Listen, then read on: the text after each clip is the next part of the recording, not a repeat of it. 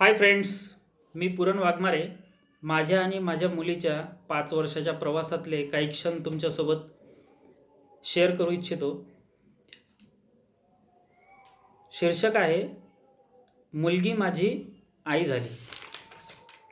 होतीस बाळा तू आईच्या पोटात, आशीर्वाद देताना सगळे म्हणायचे मुलगाच होऊ दे. मनात माझ्या मात्र होती तुझ्याच जन्माची चाहूल. देवाला म्हटलं मला गोड मुलगी दे. मायेने तिच्या माझं मन गहिवरून जाऊ दे. कळा आईला लागल्या पण झोप कोणालाच नव्हती. कळा आईला लागल्या पण झोप कोणालाच नव्हती. असंख्य विचारात रात्र निघून गेली आणि दसऱ्याच्या पहाटे बाळा तू जन्माला आली. आरोळी तुझ्या रडण्याची जेव्हा पहिल्यांदा कानावर पडली, आरोळी तुझ्या रडण्याची जेव्हा पहिल्यांदा कानावर पडली, खरंच सांगतो बाळा देवानी सुखाची दारं उघडली. मी कधी लहान झालो माझे मलाच कळले नाही. गाणी, बळबळ गीते, गोष्टी बोबड्या आवाजात सुरू झाली. पण तू मात्र पहिला शब्द बाबा म्हणताना कधीच अडकळली नाही. आईच्या पोटात बाळा तू हळूहळू मोठी झाली. दसऱ्याच्या दिवशी तू सोनपावलांनी जन्माला आली. आता सगळे मोठे तुझ्यापेक्षाही लहान झाले. आता सगळे मोठे तुझ्यापेक्षाही लहान झाले. आम्ही सगळे बोबडे झालो आणि तू माझी आई झालीस. आणि तू माझी आई झाली. बळबळ गीते, गोष्टी तुला सांगताना मी कधी लहान झालो मलाच कळले नाही. तू मात्र बाबा म्हणताना कधीच अडखळली नाही.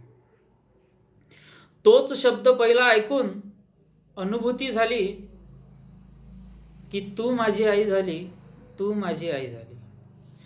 पहिले पोटावर मग गुडघ्यावर आता पायावर दुळूदुळू धावू लागली. पहिले पोटावर मग गुडघ्यावर आता पायावर दुळूदुळू धावू लागली.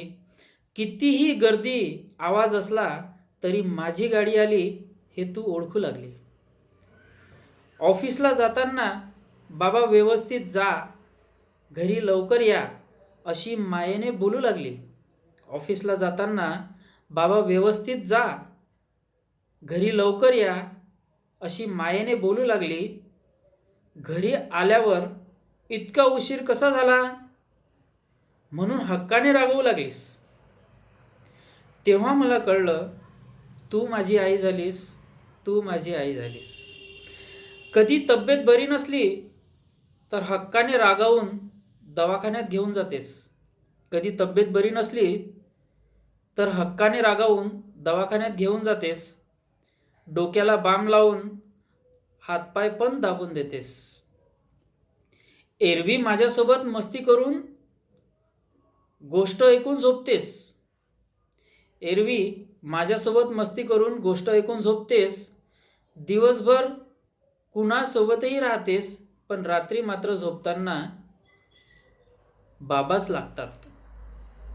रात्री मात्र झोपताना बाबाच जवळ लागतात. मला बरं नसताना मात्र खूप मोठी होऊन म्हणतेस मी माझी झोपेल बाबा, थापटायची गरज नाही. मला बरं नसताना खूप मोठी होऊन म्हणतेस मी माझी झोपेल बाबा, थापटायची गरज नाही. तेव्हा मला वाटले तू माझी आई झालीस. तेव्हा मला वाटले तू माझी आई झालीस. आईबाबांची कधी भांडणं झाली तरी सहजपणे सोडवायला लागली. आईबाबांची कधी भांडणं झाली तर सहजपणे सोडवायला लागली. त्यामुळे घरात कोणी मोठं नाही हे मला कधी जाणवलंच नाही. त्यामुळे कधी घरात कोणी मोठं नाही हे मला जाणवलंच नाही. तेव्हा मला कळलं बाळा तू माझी आई झालीस. तू माझी आई झालीस. थँक्यू मित्र हो.